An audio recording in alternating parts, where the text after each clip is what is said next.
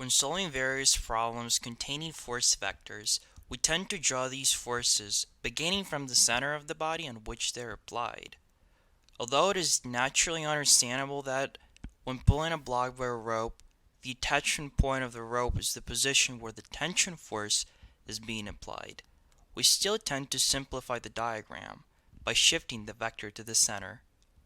Why so? What is so special about the center of a certain body? Well, in the case of perfectly cuboidal boxes, this point is not simply a geometric center, rather it is the center of mass of the body. By definition, the center of mass is a point in a system that responds to external forces, as if the total mass of the system were concentrated at this point. So in essence, forces applied to this exact position elicit motion that would be expected in a simple point like mass.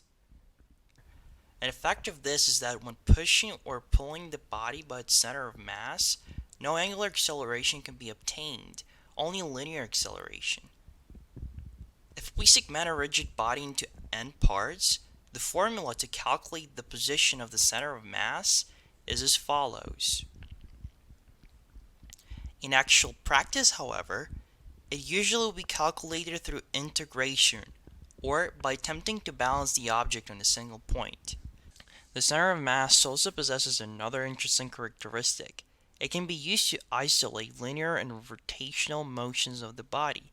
Thus, while the entire object spins, the center of mass performs the simplest kind of motion.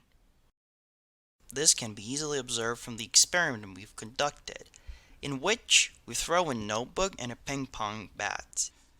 First, we place small stickers colored with fluorescent paint in their center of masses. For each object, we recorded two versions, one with lights on and one with lights off.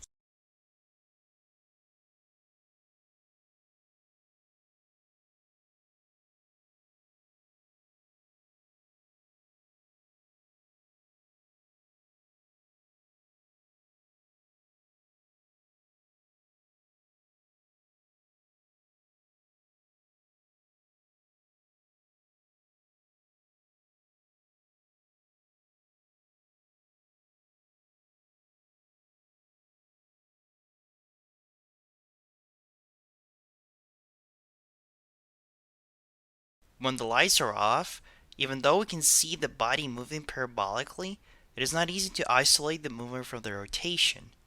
Now when the lights are turned off and the UV light is on, the parabolic movement can be seen extremely clear by following the center of mass.